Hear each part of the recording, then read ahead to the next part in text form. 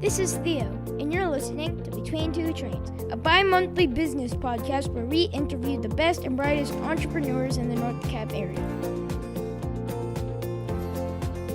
Today, your co-hosts are Van Pappas of Oxygen Financial and Jason Wheelock of Compass Realty. And now, Between Two Trains. All right, welcome back to Between Two Trains. We have a fabulous episode. We're going to have a guest from Carrie's Bridal come on in the show in a second. But as always, I have sitting next to me my co-host, Jason Wheelock. Jason, welcome to the show. Hey, Van.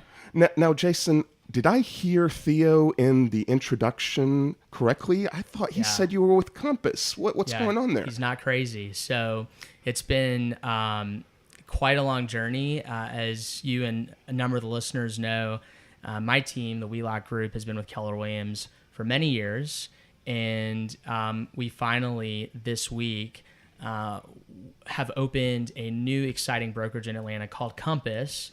And we are a founding team with them. So it's an opportunity to help build a brokerage from the ground up, as well as to continue to do business as usual. And so it's exciting. That's awesome, man. That's really great. I'm excited for you, and we'll talk more about that in the coming episodes of Between Two Trains. We welcome you to listen to this show and all shows on various podcasting locations. We're on iTunes and Google Play and wherever you listen to your favorite podcasts, or you can just check us out on BetweenTwoTrains.com.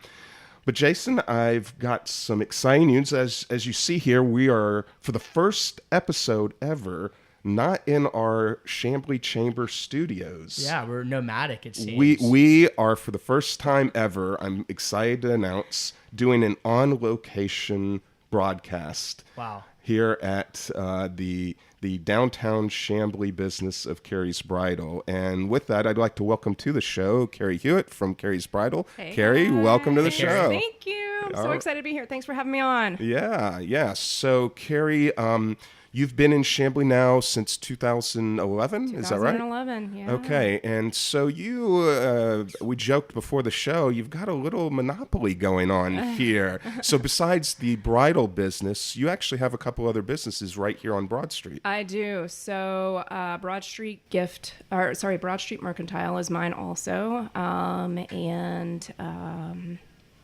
So All right. Yeah. All right, so why Chamblee? Let's start there. Why Chamblee? Wow. So many years ago, I ran a company and wanted to live in Huntley Hills, and the perfect location to have the business that I was going to work for was downtown Chamblee, because I knew it was kind of on the up and up. Mm-hmm. And I left that business a long time ago and wanted to stay in the area because my house was in Huntley Hills, and this looked like the perfect location. And I had the pleasure of renting for a couple of years from the Bachuliks, and I found some property over here on Broad Street and purchased that, and that's how we ended up here. So it's just an up and up place. Now, last episode, we interviewed a woman that's got an event space, and she kept talking about the majority of her events are wedding receptions and whatnot. And what was that site she mentioned, Jason? Wedding... Putting me on the spot here. Oh, yeah. It was a website that women go to when they're planning out, and it helps... What's it called? The Knot, maybe? Maybe. That might be it. We may have to go back and I'll ask my listen to it. girlfriend. She'll know. So the reason I bring that up is, how exactly do you get your customers to... I mean, you're basically selling them bridal gowns, right? Right. And so at what point do they come to you and say, hey, I'm looking for a gown? So we usually see them after they're engaged. We do sometimes see people that are not engaged. That's totally cool too. So, and we have a really great referral network. So a lot of times people or girls are not engaged yet, and then they are coming in with their friends maybe that are, and they think of us kindly when it's their turn. So. Gotcha. Yeah. So the idea would be that they come to you at what phase during that planning process? You know, are they coming to you really before they schedule an event space or, do the other stuff? How early on in the process are they coming to you? Right. So most of the time, our customers have already picked out their venue. We look at brides, or we see brides usually 6 to 12 months before their wedding. And they typically have picked out their venue because it's easier to find a dress when they have an idea of what their venue is going to look like. Not always. Either way is okay. Some people wait until the last minute, and that's all right. We're an off-the-rack store, so it makes it easy. What does that mean, an off-the-rack store? Yeah. So Being male, and I've never shopped for dresses. Sorry, man. What does that exactly mean? So they can walk in, purchase their gown, select their gown, purchase their gown, and walk out with it same day. So Okay. they don't have to wait. The typical process for a bridal store is to order ahead of time. So they need to order at least 6 to 12 months before their wedding. At my store, they just come in, they purchase it. It's just like going to any store where you can buy something and take it out that day. Now, I heard a rumor, though, you're also a dressmaker. Is that correct? We design. You design. So, yes. So you're not actually making it. So if No. someone didn't want to get off the rack from your store, what then? Well, so if Could they wanna- come in and you help them? We actually don't handle that. We do design, but we design specifically for the store. So Okay. our alterations is in the building next door. It's a separate business, but she can customize any kind of dress. So she can add sleeves or extend trains or customize necklines or back or any of that kind of stuff for our customers. So Jason's riveted here. Yeah. I'm taking notes for my future. okay. Jason is not married, so if his girlfriend's listening, She probably is. What's I think so cool is you're obviously a very good businesswoman beyond this because you own what seems to be most of Broad Street. yeah. And so do you see yourself expanding your business to other places? Or B, do you have another street you're looking to take over in Chamblee? Oh, well, in Chamblee, I don't know. But I do have a location in Macon right now. So Now, okay. why Macon? Yeah. So how did you end up going? Because Chamblee was your first Chamblee store. was first and Macon was second. We'll think about 3 later. Still pondering that one. But yeah, Macon is a really cool, smaller market. And I just felt like they had a really big need for a good, solid store down there. Were you getting referrals from south of Atlanta, and that's why you said, hey, let's go down that way? Or? Absolutely. We really pull from all over the state, and I had looked around Atlanta trying to find a location for another store, and the Atlanta market is really saturated. So we just didn't really feel like there was a need anywhere nearby for one, but Macon really didn't have a strong store, and we felt like it was a good entry into that market. So. Let's talk about, as an entrepreneur, how you made that decision. Now you've got a location that's not in your home city. Yes. So, I'm sure you've got some good employees found there. How much do you interact? Do you go down to Macon a lot? What's having that second store, what's that like as an entrepreneur? Yeah, that's a great question. So before we were opening the store, we were down there every day. My team and I were down there every single day, getting it ready for opening. I go down periodically, not much. I have a great manager. She actually started off as an intern in my store here, and promoted her. And she wanted to move to Macon. She'd always wanted to live there, and we found a perfect location and jumped right in. I think that it's interesting you mentioned that it's saturated in Atlanta, and as somebody in real estate, we feel the same way. There's a lot of real estate agents. However, you can be successful when you're the best at your craft and when you differentiate yourself. So in your business, and again, I'm ignorant to the wedding business, Van, okay, and the dress business. How is it that you differentiate yourself in a market like this? Yeah, Jason, you're absolutely right. So I think, you're right. With real estate, with bridal gowns, with anything, you have to create a niche market. And our niche is $1,000 and under. All of our dresses are under $1,000, and we are completely off the rack. And we do have a good selection of all different sizing. Most stores will only carry 1 or 2 sizes, or they'll carry very limited selection in each size. So our creation of a niche market has really helped propel the business forward, because brides know that they can come to us if they need something quickly, or if they don't want to hassle with ordering a dress, or they can't find their size, or they don't have a huge budget to spend on their dress, or they're just economical and smart and not wanting to spend too much money on something that they're going to wear one time. So would you agree that the more niche you are, the more likely to succeed? Totally. Yes, you really have to carve out your niche because, one thing, everybody's going to say that they're going to offer great customer service, right? No matter what industry you're in, everybody thinks, oh, great customer service is my niche. Well, that's everyone's that's everyone's niche. You need to find something that appeals to your end user. Right. Exactly. Yeah. That's awesome. Yeah. Totally. Yeah. So we got the store here in Chamblee. We Right. got the store in Macon, and then you decide to open a mercantile. Tell us about that business. Right. You couldn't leave well enough alone. You had to take on more as an entrepreneur, and I love it. I love it. It's I love side hustles. As I tell Jason all the time, what's the side hustle? So how did that come to being? I think when you're an entrepreneur, you're always looking forward and you're always thinking about what can I do next. And I always wanted to have a gift store. I don't know why, but I did. In high school, I worked in a paper goods company, and I was so fascinated by it. And they were doing really well, and I just thought it was a really cool business to be in. And so I think that the carryover between having a gift store and bridal store at the same time is great because you're cross-marketing, and we have perfect gifts that are just a great carryover from the bridal store into future. We've got gifts for now, for brides, for bridesmaids, for grooms, and then for future, for once you have babies, or even, just bridal showers, baby gifts, and beyond, home, everything. So when the bride comes in and buys her wedding dress, Yes. you'll send them right next door so she can buy like bridesmaids gifts, and I mean you do some of that? Absolutely. We try to cross market, and we try to make it easy and painless and seamless for our brides to find what they need without having to go to 200 other places, because planning a wedding is a lot of work. It's expensive, and our gifts are very affordable, and it makes it very easy for them to find things that they like in one location that they don't have to go everywhere to find stuff. So. All right, so you've been listening to Between Two Trains with Carrie Huyett from Carrie's Bridal. And Carrie, so we're going to continue on the progression. We've got the two stores, we got the mercantile, and then you said, I'm not done.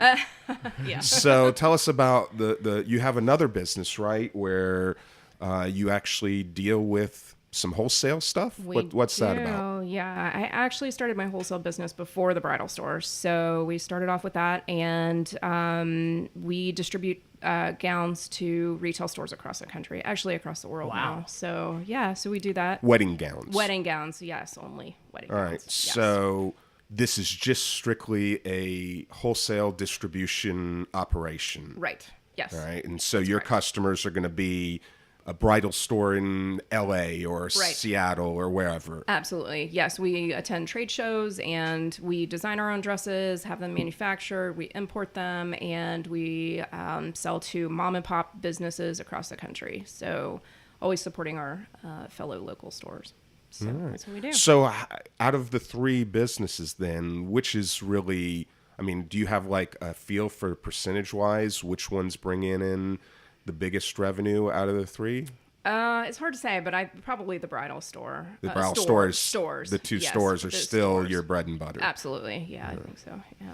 So. Well, I think there's a little bit of a connection between us, and I know many Chamblee listeners, especially the ones that have been here for many years.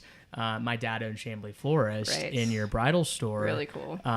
He was here in the late 70s to the mid 90s, so I particularly feel a connection here because I used to hang out in your store and around your store when I was this tall. Right.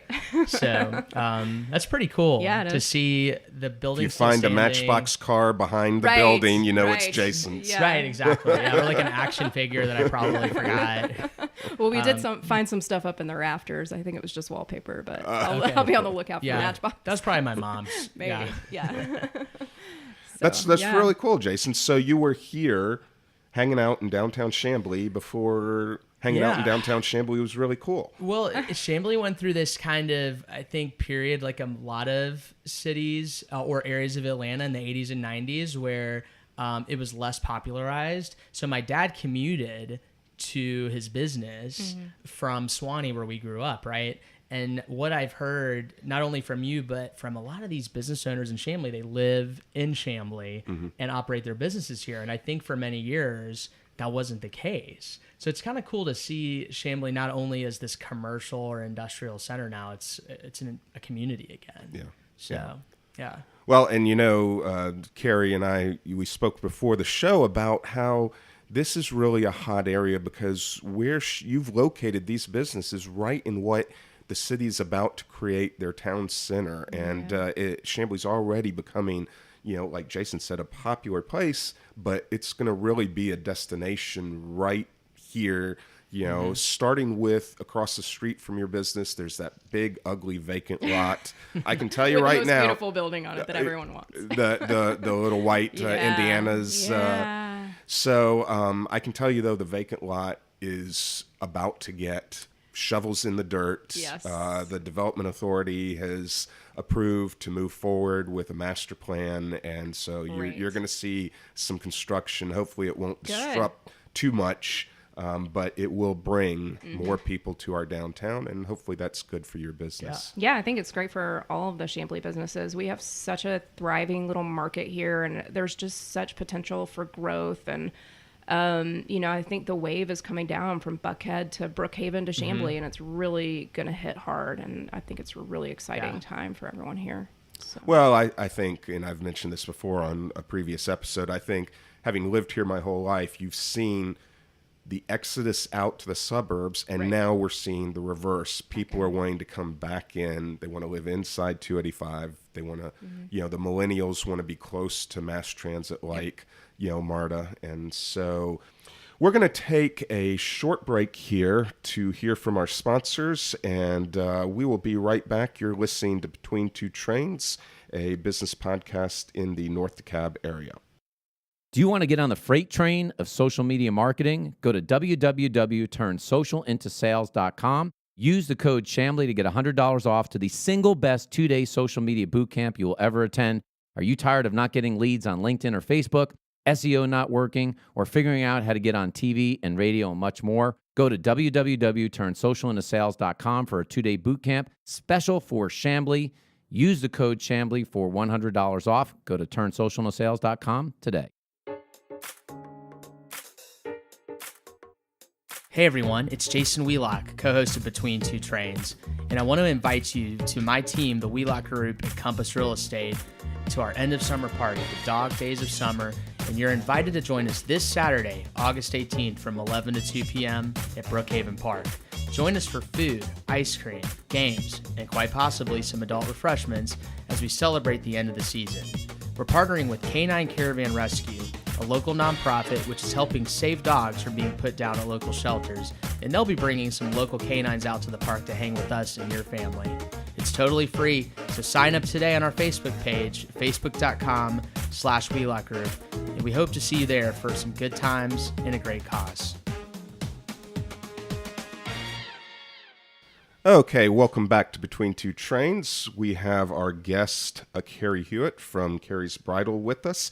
And before we start our Hot or Not section, Carrie, I wanted to talk a little bit more about your background and your history. So you actually didn't start in the bridal business. You were in IT, right? I was in IT, yes. So that's a long way from brides. How did we go from IT, and what were you doing in IT? Yeah, I was in aerospace, in IT aerospace. I worked for Allied Signal, which got bought out by Honeywell. I was working in the engines and systems department on the runway in Phoenix, and I see Jason. I see the first Carrie's Bridal on the moon, right? Is that where we're going with this? Well, I don't know. It was 50 years from now, right? Right. It was an interesting job. I'm sorry. Go on. No. I detract from the conversation. No, so you were working fine. in aerospace. I was in aerospace, and I hated my job. And I was part of a corporate layoff. So Allied Signal got bought by Honeywell. And they waited about a year to do a corporate layoff. And when they did, I was part of the RIF. So I had done a little bit of wedding planning for some friends out in Phoenix, and had my wedding planning certificate and kind of went down that route.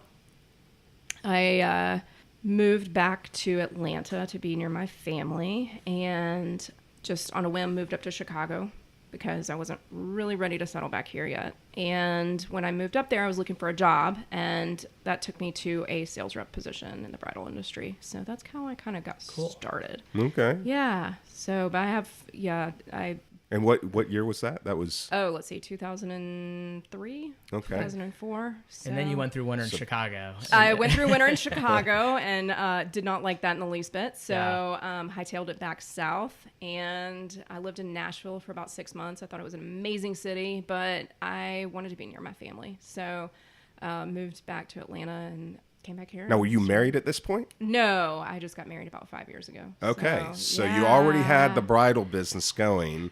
Yeah, it was on the wholesale side at that point. Okay. And didn't start the retail until about 6 years ago. So, but yeah, I was on the wholesale side. I was running another company. I did that for a while, and then left that company and started my own. I always knew that I wanted to have my own. And now you have 2 kids on top of it. I have 2 kids. So Jason, we have a woman entrepreneur here, which always impresses me to start with. You know, we've had this conversation about Chamblee's women entrepreneurs running 3 different businesses with 2 kids, young kids at home, right? Yeah, I have incredible. Almost 4-month-old and a 16-month. I mean, That almost 4-year-old and a 16-month-old. That's just, I applaud you. I don't know how you do it. Thanks. I love the spirit of the entrepreneurial, that she can say, hey, you know, even having the family, I can still run these 3 businesses.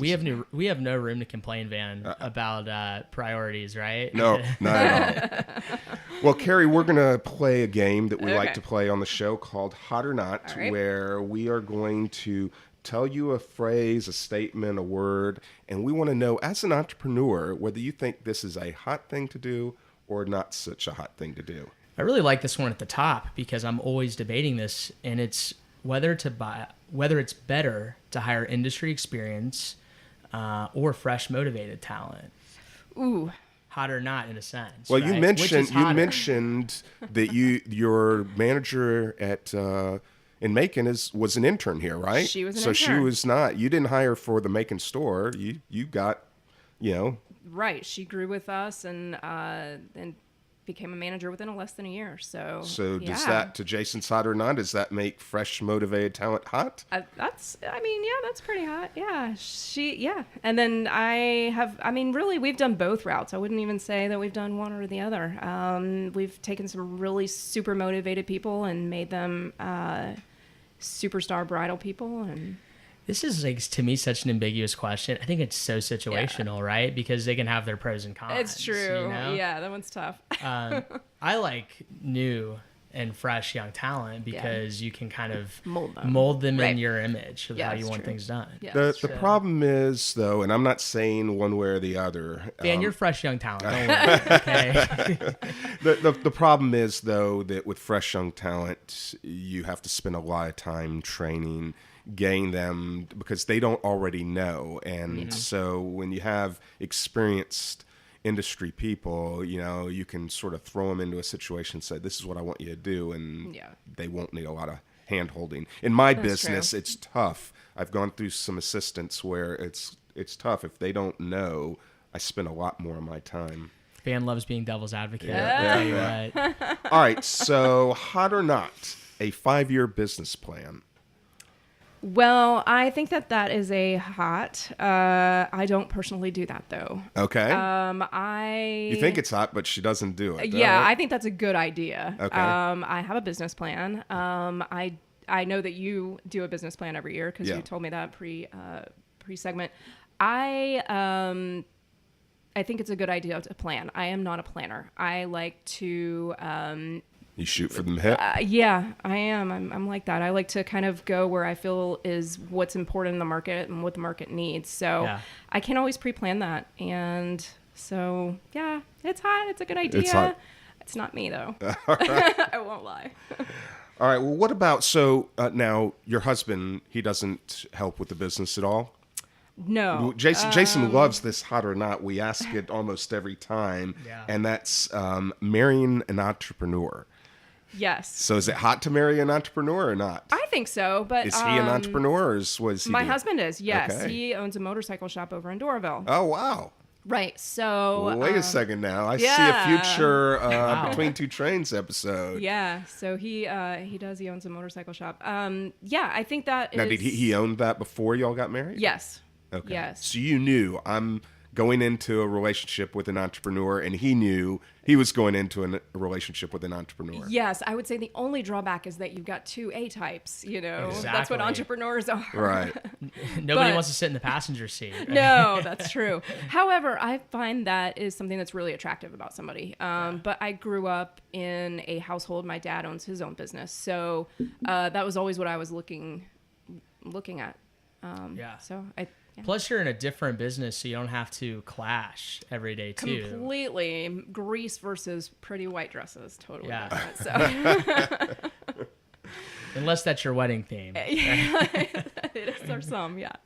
Now, what about equity partners? So, I deal with a lot of business owners. Some of them, they're just by themselves. They got full funding. They don't need any equity. Is, bringing on an equity partner, an equity partner, a hot thing or not such a hot thing?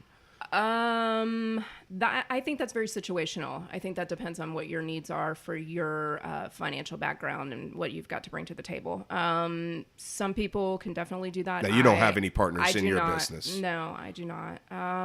That is not for me personally. But yeah, I mean, So when we open Carrie's Bridal 3 in Asheville, North Carolina, 3.0. no, How- franchising might be a different story, Okay. but equity partners, not for me. you would do it So, on your own. I would do it on my own. So Yeah. how would you get that financing? Do you get a small business loan? Do you have family, backing? All of the above, Okay. I would say. Yeah, I mean, if I needed it. But I try to operate on my own. I don't have debt, so I, try to do everything on my own. Excellent. So Well, what do you think? Should I do one more? We One got time, more. Van? Yeah, we got enough time for one more. What about is the customer always right? Let's have a little more fun here. ooh, that is a good In America, one. yes. That's a good question. Is the customer always right? That's not really a hot or not. So, Yeah. but I'll still answer the question. No, I don't think the customer's always right. And I'm a customer. So is the customer at my business always right? Yes. We try to be a yes company, and we try to make sure our customers are well taken care of. But I am a customer of other businesses. So am I always right? No. I don't think that a company has to side with one customer if they're in the wrong, if the customer's in the wrong, because it just ends up costing the customer, costing the business money, where maybe they're not. Well, before we go, one last thing. It's not a hot or not, but you had mentioned earlier in the show about, your business really comes from a lot of referrals, word of mouth, stuff like that. Yes. Well, I'm a big marketer. I love marketing. I love branding. Yep. I talk all day long about how we can brand a business or brand Chamblee into the way we want. What besides referrals are you doing to market and brand yourself? Do you do social media stuff, online stuff, trade shows? Are there trade shows I'm assuming in the bridal business? Yeah. So for the bridal store, we actually do bridal shows. Okay. And we do those a couple times a year. So, and then we have a billboard that rotates around. So we enjoy that a lot. It's always fun when somebody Old says to you, school marketing, yeah, billboards. yeah, it's a digital one, so it's Okay. it's a future kind, which is really cool. But Okay. I like billboards. I think they're high visibility. It's Yeah. really cool. And our word of mouth referral business is Still huge. the biggest. Yeah, we've tried a lot of different avenues for advertising. The billboard and our referral business are really the strongest ones. We do a ton of social media. Our customers are millennials and primarily, and that's focusing right on what they are in tune with. So Do you ever get repeat customers? Is that a bad question to ask? Occasionally. You've actually had. we have, repeat- yeah. Third and fourth time. No kidding. I don't know. Well, I've been married for no 21 judgment. years, so I don't know. Yeah, I mean, sometimes people come back for a rehearsal dress, or if they come back for a second dress, it's not always in the best circumstances, and maybe a reason that they're coming back for a second one. It's for a friend, but I'm going to try it on for that. them. Right. Yeah. So, or maybe they lost their spouse or Yeah. something the first time around, Right. which, but yeah, we do get repeat business, and it's great to see people again, whether it's, for their second dress, or whether it's because they're coming back as a bride and they come originally as a guest. So that's always fun, and I love seeing the brides that I saw when we first opened. That's well. If one of our listeners wants to come get a wedding dress, where should they go? Tell us the address. What should they do? Go to your website, call you up, or what? Yeah. So our website is carriesbridalcollection.com, and we are over here on Broad Street, 3524 Broad Street. You're welcome to walk in during the week. We are by appointment on the weekends. And yeah, we're Awesome. Right here on Broad Street. Well, Carrie, thank you so much for coming on the show. Jason, you have some parting words for us? I want to just, I know that we have a little ad for Saturday for my team's event, but I want to do a quick plug, and you're definitely invited too, Carrie. Thanks. Thank you. We're doing the Dog Days of Summer, and as you heard in our spot, it's a great way for us to connect with the people we've done business or that we haven't met locally in DeKalb County. But more importantly, it's to really benefit a great nonprofit, Canine Caravan Rescue, that's based here in DeKalb. And so if you love dogs, we're going to have some great rescue dogs out at the park. It's going to be very family friendly. And a portion of all new and repeat business that my team receives this month is going to go back to Canine Caravan Rescue. That's awesome. And so I want to make sure folks are aware of that we really want to make a nice contribution to what they're doing in DeKalb. So... Well, thank you, Jason, for being a co-host again. I hope you will come back to co-host some other shows. And you've been listening to Between Two Trains. You can check us out on Stitcher or any other of the great podcasting sources, or just go to betweentwotrains.com. That's between the number 2 trains.com. Thanks for listening.